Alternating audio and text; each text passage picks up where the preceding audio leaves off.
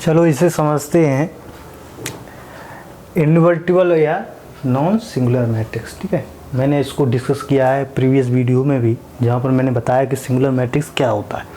ठीक, बट इसकी एक और कंडीशन है, इससे भी आप फाइंड आउट कर सकते हैं कि ये हमारा जो मैट्रिक्स दिया गया है वो हमारा नॉन सिंगुलर मैट्रिक्स है। ठीक है, तो मैंने जो प्रीवियस जो वीडियो थी उसमें बताया था कि अगर कोई भी आप डिटरमिनेंट किसी भी मैट्रिक्स का अगर डिटरमिनेंट फाइंड आउट करते हैं, अगर उसका जो डिटरमिनेंट है अगर 0 के बराबर आता है तो इसे हम कहेंगे सिंगुलर मैट्रिक्स।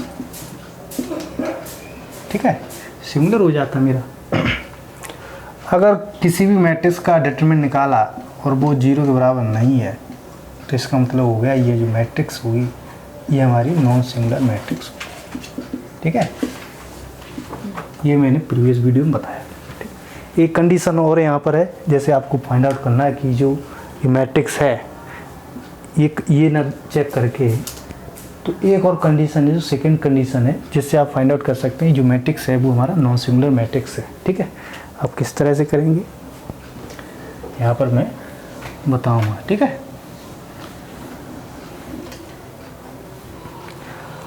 यहाँ पर A क्रॉस यानी कि A कोई हमारा मैट्रिक्स है। ठीक है, A हमारा कोई मैट्रिक्स है और A n क्रॉस n का मतलब ये है कि ये जो मैट्रिक्स दिया गया है ये हमारा स्क्वायर मैट्रिक्स है। ठीक है, ये मैट्रिक्स कब इन्वर्टिबल या नॉन सिंगुलर कब होगा?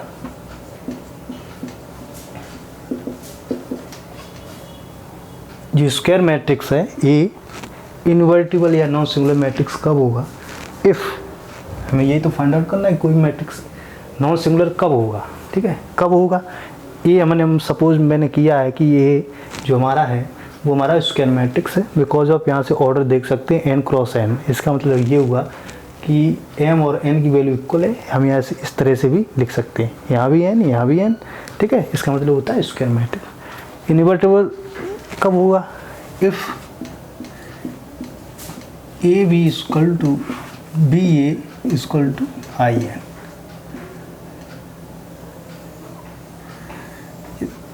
फॉर सम, यहाँ पर जो b दिया गया है, for some matrix b n cross n, यानी कि जो b दिया गया है ये भी हमारा स्क्वायर मैट्रिक्स होना चाहिए।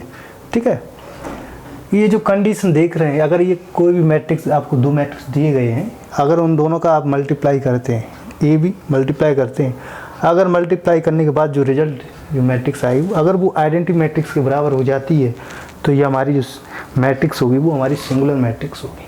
ठीक है, इसका मतलब क्या हुआ कि जो ए बी इक्वल टू या तो A B equal to I N होना चाहिए, या आप इस तरह से, ठीक है, एक ही बात लिखी हुई है because of equal A B equal to I N या B equal to I N होना चाहिए।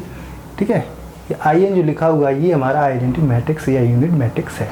ठीक, तो आइडेंटिटी मैट्रिक्स मैंने एक वीडियो सेपरेट वीडियो बनाई है, आप वहाँ से देख सकते हैं। ठीक है, तो जिसका डायगोनल एलिमेंट्स जिसके ऑल क्या होने चाहिए 1 होने चाहिए, और रिमेनिंग नॉन डायगोनल एलिमेंट अगर 0 हो तो ऐसी जो मैट्रिक्स होती है वो हमारी आइडेंटिटी मैट्रिक्स होती है। ठीक है, अब जैसे मैंने बताया कि अब आपको दो स्क्वायर मैट्रिक्स दी गई हैं, अगर उन दोनों को मल्टीप्लाई करने के बाद, ठीक है, अगर वो जो मैट्रिक्स रिजल्ट जो मैट्रिक्स आएगी यानी कि जो ए बी मैट्रिक्स आएगी अगर वो आइडेंटिटी मैट्रिक्स के बराबर आती है, ठीक है, अगर ये 2 क्रॉस 2 है, अगर आपको ये 2 क्रॉस 2 मैट्रिक्स दी गई है तो आइडेंटिटी मैट्रिक्स क्या होनी चाहिए? इस तरह से होनी चाहिए 1 1 0 0। ये जो मैट्रिक्स है ये हमारी आइडेंटिटी मैट्रिक्स है। ठीक है, इसको हम I2 भी कह सकते हैं बिकॉज ऑफ 2 क्रॉस 2 मैट्रिक्स। ठीक, तो आप यहाँ से इस तरह से कर सकते हैं। अगर ये 3 क्रॉस 3 की मैट्रिक्स है, ये जो A और B दी अगर 3 क्रॉस 3 की दी जाती हैं तो आइडेंटिटी मैट्रिक्स 3 क्रॉस 3 का यानी कि I3 होना चाहिए बिकॉज ऑफ इस तरह से होना चाहिए। I3 किस तरह से होता है 1 1 1 और रिमेनिंग जो एलिमेंट्स हैं वो हमारे क्या होने चाहिए 0 होने चाहिए इस तरह से। ठीक है, ये हमारा डायगोनल हो गया और जो एलिमेंट्स हैं वो क्या है हमारे 0 है 1 0 0 0 1 0 0 0 1, ठीक है। ये हमारी क्या हो गई I3 मैट्रिक्स। ये हमारे ऑल डायगोनल एलिमेंट क्या है 1 है, ठीक है, और रिमेनिंग क्या है 0 है, तो ये क्या हो गई 3 I3 हो गई मैट्रिक्स, ठीक है।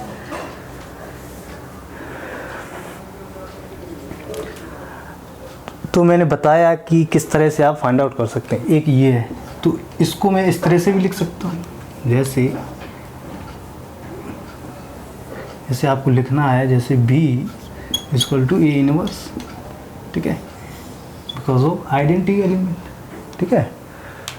तो जब इसको आप A इनवर्स लिखा हुआ है, इसका मतलब क्या है 1/A। 1/A का मतलब क्या होगा A भी हो जाएगा, और यहाँ पर क्या बचेगा 1 का मतलब क्या आइडेंटिटी मैट्रिक्स रिप्रेजेंट करेगा मैट्रिक्स में, ठीक है।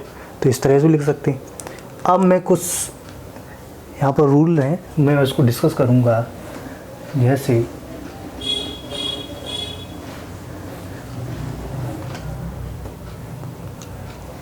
यहाँ पर लिख रहा हूँ मैं रिजल्ट,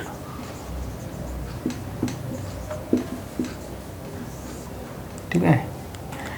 तो जो पहला रूल है ये है, अगर A इनवर्स आपको दिया जाता है, आपने कोई मैट्रिक्स आपको दी गई, आपने उस मैट्रिक्स का A इनवर्स निकाला, इनवर्स मैट्रिक्स निकाला, इनवर्स ऑफ A, ठीक है।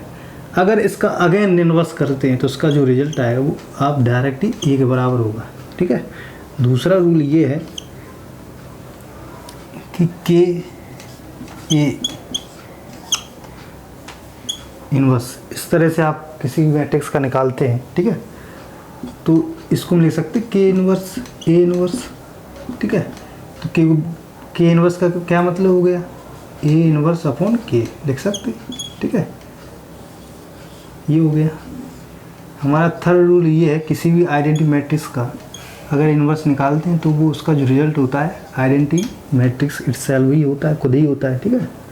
फोर्थ रूल ये है कि A B अगर दो मैट्रिक्स दी गई हैं, अगर उनका दोनों का मल्टीप्लाई करने के बाद A B जो मैट्रिक्स होगी, अगर उसका इन्वर्स निकालना चाहते हैं आप तो इस तरह से भी निकाल सकते हैं, B A inverse dot A inverse, ठीक है। ये जो लिखने का तरीका ये है, आप सबसे पहले ये नहीं लिखेंगे आप A inverse dot B inverse, ये गलत हो जाएगा।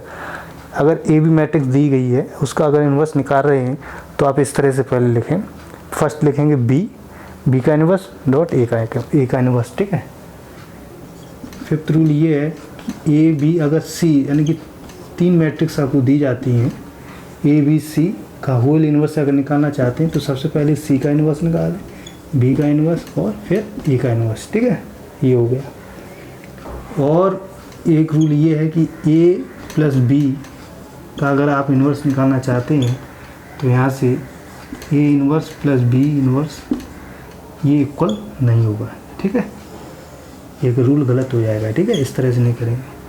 और जितने रूल दिए गए हैं हमारे वो ट्रू हैं, ठीक है। अब इनका किस तरह से यूज है आप डायरेक्ट कर सकते हैं, मैं इनको 1 बाय 1 डिस्कस करूँगा, ठीक है।